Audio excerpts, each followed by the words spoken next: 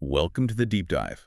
Today, we're plunging into a truly fascinating personal account, a case study that takes us from the boxing ring all the way to animation and far beyond that. Right. Our mission today is really to uncover the profound karmic threads weaving through one individual's life and his family's lives, too. Yeah. It offers this unique lens, Yeah. to understand cause and effect. Exactly. We've got just a rich tapestry of experiences here, near-death escapes, big life-altering decisions, and all the surprising connections in between. And what's so fascinating, I think, is how these personal stories, they're full of unique details, right?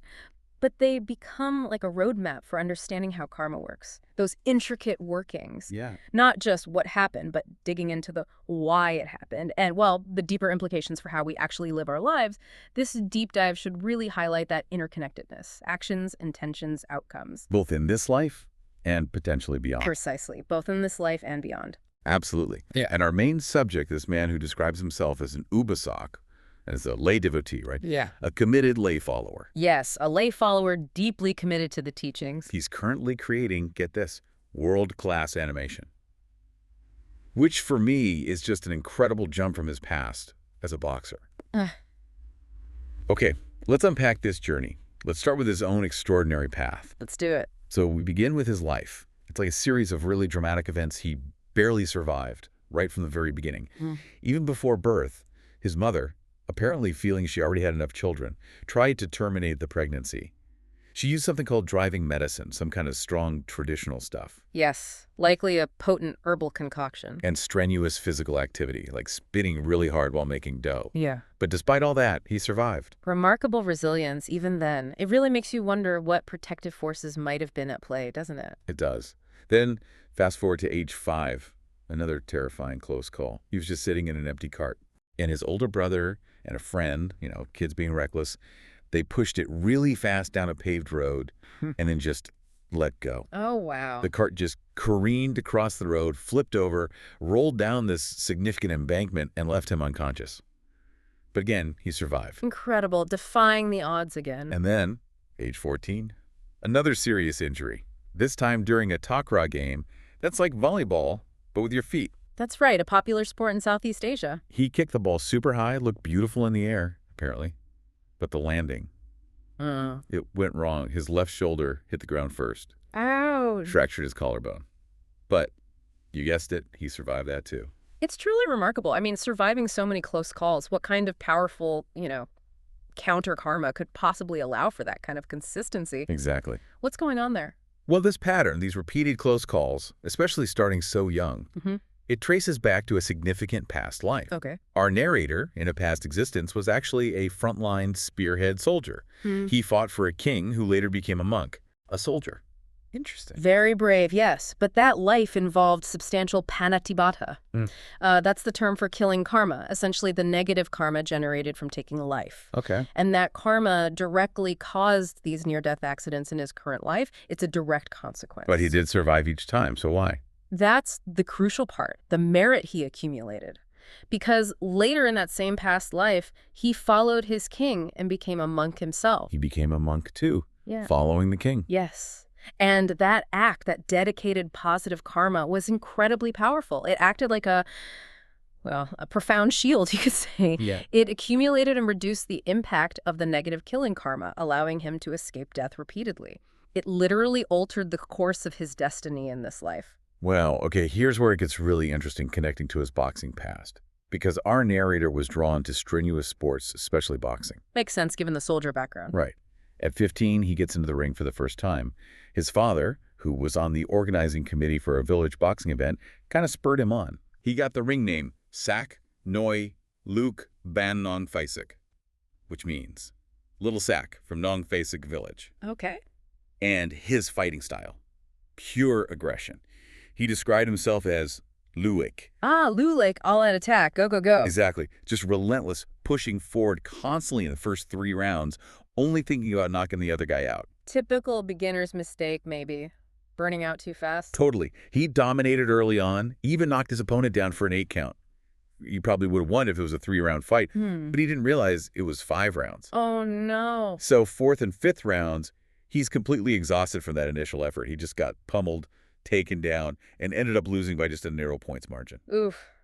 That must have been a harsh lesson. The next day, apparently he could barely move. Legs swollen, eyes bruised, body sore for almost a week, and all that for just 150 baht. A painful introduction to the sport. But, amazingly, he wasn't deterred. He kept fighting, gained experience, learned, to pace himself with a full 5 rounds, picked up tactics from trainers. So he adapted, learned his lesson. Yeah, his confidence grew. Apparently his schoolmates even stopped daring to challenge him. But his final fight, that one was fateful. Oh. He got this nickname, Look Tho Noi Sit Look Tho, which means Little Peach, Disciple of Peach. Kind of ominous, maybe, because the guy who matched him was named Tho. Okay, I see the connection. During the fight, he blocked a kick and heard this loud peak sound, like something snapping or breaking. That boom. No immediate injury was obvious, but when he tried to kick back, he just collapsed, couldn't stand. He realized his leg bone was broken in 2 places. Wow. Just like that. Yeah. That injury ended his boxing career for good. And this innate love for combat sports, the football, the running, but especially the boxing, it ties right back to that past life. As the soldier. Exactly. The soldier who enjoyed fighting even in his leisure time. It's a really powerful example of how these deep inclinations can just carry across lifetimes. So what should he do about that karma now? Well, to mitigate that specific karma and also the tendency towards anger that often comes with it, the recommendation is to practice non-anger. Actively cultivate and extend loving-kindness metta to all beings, release animals as a meritorious act, and dedicate the merit earned to anyone he might have harmed in past lives. Right, acknowledging that past harm and actively trying to counterbalance it. So how does this all connect to him being an animator now? It still feels like such a leap. It does seem like a leap on the surface, but the connection is there. It's rooted in shared past merit. Shared merit with his animation team. Yes. His current work, creating this world-class animation with his team, it's actually a manifestation of collective good karma. Okay, tell me more. In the last Buddha era, the narrator himself, remember, was that soldier who became a monk. Right. And he attained what's called the Dhamma body. That's a state of profound spiritual realization, like becoming an embodiment of the Dhamma's wisdom. And he dedicated himself to Dharma propagation, spreading the teachings. Now, many of his current team members also accumulated merit back then, in various ways. Some were soldiers too, others were virtuous sons and daughters, but they were all involved in spreading the Dharma in different forms. So they were all connected through that shared purpose in the past. Precisely. And that collective positive karma built up over time is now manifesting in this life as intelligence, wealth, good qualities, praise, happiness, and progress towards enlightenment for all of them. It really shows how seemingly disparate actions and lives can converge for a larger shared purpose across lifetimes. That's an incredible journey of transformation. Yeah. Just, wow. But okay, to really grasp this family's whole karmic picture, we also need to look at his father's story. His life shows a different set of challenges, different patterns. Yes. A contrasting path. He was a farmer, also a carpenter's assistant. Known for being generous, actually, often buying drinks for friends. But that generosity also tied into a problem with alcohol. A common pitfall. When he was drunk, he'd sometimes get volatile, smashing things in the house. Property destruction. Right. Loss of control. And he also had this keen interest in combat. He tried organizing local boxing matches in their village. Like father, like son, in that interest, at least initially. Yeah, but his ventures failed financially. After just 2 or 3 attempts, they fizzled out. So undeterred, he shifted to raising fighting cocks. Another form of conflict-based activity. Exactly. And even organized small cockfighting bets at home. But those eventually failed too. And interestingly, the reason he stopped wasn't some moral awakening. It was just because they weren't making money, not attracting enough business. Okay, so this pattern, the drinking, the gambling, the fighting, it's explained by association, both past and present, with what's called bad company. In Thai, Cob Con Phal. Basically associating with influences that steer you towards harmful activities. Right, negative influences. But interestingly, his past merit from a time when he had been a monk. The father was a monk too in a past life. It seems so. That past merit acted as a kind of protective force. It prevented him from fully succeeding in these negative paths. That's why they kept failing, leading him to eventually abandon them. It wasn't conscious virtue, but the karmic results just didn't pan out for him. Huh. That's subtle. It is, and there are consequences. The drinking leads to what's termed a dumbness residue, chius peno, zexen. It's not about raw intellect, but more like a karmic dullness in judgment and wisdom. Makes it harder to see right from wrong, avoid bad choices. A clouding of judgment. Exactly. And the karma from the boxing and cockfighting, that's projected to lead to illnesses in his future lives. So to address all this, the advice is clear. He must completely stop these harmful activities. All of them. Cold turkey. Yes, and actively accumulate all forms of merit giving, upholding morality, practicing meditation, and also make sincere prayers to be free from these specific karmas and the influence of a biomuk. A biomuk. Those are the paths to ruin things like addiction, gambling, debauchery, associating with bad friends. He needs to consciously turn away from them. It's sobering, isn't it?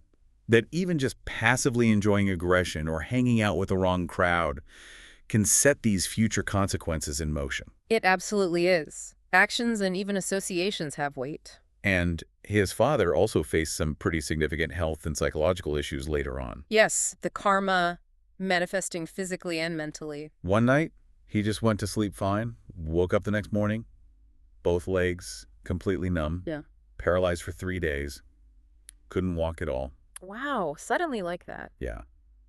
Eventually, some herbal medicine and physical therapy helped him walk again, but he walked with a limp ever since. A lasting physical mark. And then as he got older, he developed this hearing delusion. Hufane is the term. Yes, hufane. Hearing things incorrectly, often negatively. He'd constantly misinterpret conversations, thinking people were slandering him or gossiping about him when they weren't. Leading to paranoia and conflict, I imagine?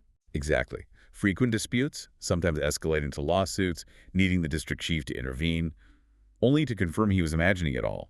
And he refused to take any medicine the doctors prescribed, insisting he wasn't ill. Denial is common with such conditions. Plus, he strongly disapproved of his son, our narrator, becoming a monk. He was always urging him to leave the monastic life and come home. Okay, so let's break down the karmic causes here. The paralysis. That stems from past karma, where he himself enjoyed boxing, cheered for fights. Cheered for them, not just fought. Right. Enjoying and encouraging violence. And crucially, in an argument in a past life, he physically injured someone badly, caused a broken back and disability. So the paralysis is a direct result of causing disability in another. Wow. Cause and effect. Very direct. Very direct. And the hearing delusion, that's a consequence of habits, both past and present, of drinking, which clouds the mind, but also of slandering others, spreading damaging rumors. Speaking harmful words. Precisely. The karma of harmful speech manifests as distorted hearing, misinterpreting words negatively. To address these, the path involves releasing animals, generating merit that way, dedicating that merit specifically to those he harmed, making a conscious effort to speak only pleasant and truthful words, and absolutely refraining from slander. It really shows how specific actions, physical violence, harmful speech have such concrete repercussions on our physical and mental well-being. Such a stark contrast to his son's path, who used his past merit to overcome obstacles. Okay, now let's shift to the narrator's second elder brother. His story is, well, pretty dramatic too. Yes, another complex thread here. He worked as an accountant at a cooperative, and he was tasked with mentoring a female intern. Okay. This intern apparently cultivated a really close relationship with him, brought him gifts regularly, played on his affections. He fell deeply in love with her. A workplace romance, or so he thought. Seems like it. Then later, the intern's sister approached the brother. She borrowed a lot of money, tens of thousands of baden, promising him that his love interest, the intern, would marry him after her training was done. A setup involving family. Red flag, perhaps? You'd think so? But once her training was complete, the intern just left for Bangkok. Didn't repay the debt. Ghosted him, basically. Ouch. Heartbreak and financial loss. So the brother, completely heartbroken but also determined, he quits his job, follows her to Bangkok, even gets work near where she lives. Wow, that's intense dedication or obsession. Right. But when he finally confronts her, she and her whole family just flat out reject him. Made it crystal clear they wanted nothing more to do with him. The rejection must have been devastating after all that. Totally. But despite being rejected again and again, his love, or maybe obsession like you said, persisted. He kept pursuing her, leading to just deep repression, frustration building up. A dangerous state of mind. And it culminated in this final, desperate confrontation. After she angrily drove him away again, he went and drank beer to cope. Then he went back to her house, pulled out a gun. Oh, no! Aimed to kill her. His plan was apparently to kill her and then kill himself. Glad heaven. But fortunately, maybe. He had 0 prior shooting practice. He missed. He missed. Just... Seems like it. Eyewitnesses jumped in, disarmed him. The woman called the police, and he was arrested, sentenced to 6 years in prison for attempted murder. What a tragic turn. There must be some deep karmic roots to explain that sequence. Absolutely. What's the explanation there? Okay, so this whole sequence has very clear karmic roots. The brother being deceived, losing the money, that's a direct consequence of his own past karma. His past karma. How? In previous lives, he had repeatedly deceived women himself, made them fall in love, borrowed money from them, and then never repaid it, causing them significant emotional pain and hardship. So it's like a mirror image of what happened to him. Exactly. It's crucial to note, this wasn't with the same woman he encountered in this life. But the pattern of deception he created in the past generated this reciprocal karma. He experienced being deceived because he was a deceiver. Okay, that explains the deception part. What about the attempted murder? The attempted murder itself, that was primarily driven by his present-day actions and state of mind. His intense anger, the drunkenness, those were the immediate causes. There wasn't a specific past life killing karma with this particular woman that was ripening at that moment. So it wasn't like a debt being repaid from a past violent act. Not in this specific instance regarding the violence. His lack of shooting experience, the fact he missed, that was perhaps just fortunate circumstance in the present, not necessarily a specific karmic intervention preventing the act itself. But his imprisonment is the direct karmic consequence of his present action, the attempt to kill, fueled by anger and intoxication. Right. The intention and action in the present created its own immediate consequence. Okay, let's turn next to the narrator's sister and brother-in-law. Their story involves both incredible hope and then devastating loss. Yes, this one really shows the interplay of different karmic forces. They struggled hugely with fertility. They had a miscarriage with their first pregnancy and then remained childless for 9 long years. 9 years is a long time to wait and hope. That's difficult. Extremely difficult. Ah, But then there was a turning point. The narrator suggested they go and undertake some Dharma practice at a place called Panawat, a significant place for spiritual training. making merit specifically directed towards this goal. Exactly. And remarkably, just 3 months after they came back, the sister became pregnant. Wow, that's quite a direct result after 9 years of trying. Incredible, right? But during the pregnancy, when the baby was about 3 or 4 months along, the brother-in-law developed a sudden, severe gambling addiction. Oh dear, just as things were looking up. He lost a huge amount of money, something like $500,000 to $600,000 on football betting, just wiped out. That's a devastating amount. Life-changing debt. Completely. And unable to repay these massive debts, he actually forced his wife, the sister, to divorce him. Forced her while she's pregnant. Yes. His rationalization was that it would legally protect her and the child from his financial ruin, shield them from the debt collectors. I mean, maybe legally, but emotionally? Exactly. He then went into hiding, couldn't face returning home, leaving their child to be born without a father present. What a heartbreaking situation. So much hope followed by such collapse. How does karma explain this roller coaster? Yeah, what's the interplay here? This story, it really does encapsulate that interplay. Okay, first, the couple's difficulty conceiving. That stems from a past life. Another past life connection. Yes. In a previous existence, they were husband and wife living by the sea. Their livelihood involved collecting and selling turtle eggs. Selling turtle eggs, preventing new life from hatching. Precisely. That act of preventing new life directly created the karma that manifested as their difficulty conceiving in this life. It shows how specific actions against life, even non-human life, can have these kinds of consequences. That's very specific, but makes sense in a karmic framework. It does. However, the merit they gained from their dedicated Dharma practice at Panawat, combined with their genuinely strong desire for a child, that acted as a powerful counterforce. It was strong enough to overcome the negative karma and allow them to finally conceive. So the positive action directly counteracted the negative past action. Yes, in this specific area. But then the brother-in-law's gambling addiction and everything that followed, that's rooted again in those associations with bad company, the cob covel. Past and present tendencies pulling him towards a biomark, the paths to ruin. So even while the positive karma for conception was ripening, this other negative tendency was also present and strong enough to derail things. Exactly. Karmic streams can run concurrently. To overcome this, he needs to make a radical shift. Cease all those paths to ruin, completely avoid the negative influences, actively seek out and associate with virtuous individuals, accumulate all kinds of merit, and again, sincerely pray to be free from this specific destructive karma. It's a stark illustration of how positive and negative threads can weave together, sometimes with devastating results if the negative isn't addressed. It really shows you can't just rely on one good deed. You have to address the negative roots, too. Okay, finally, let's look at the narrator's paternal grandparents. Their fates after death give us some insight into how different karmas play out in the afterlife. Yes, the post-mortem destinations are very revealing. His grandfather, after he passed away, became a general-level Bhumathiva. What exactly is that? A Bhumathiwa is essentially an earth deity, or an earth spirit, living in realms close to the human plane. General level implies a certain status or power within that realm. Okay, and he attained this state in a Bhumathiwa village.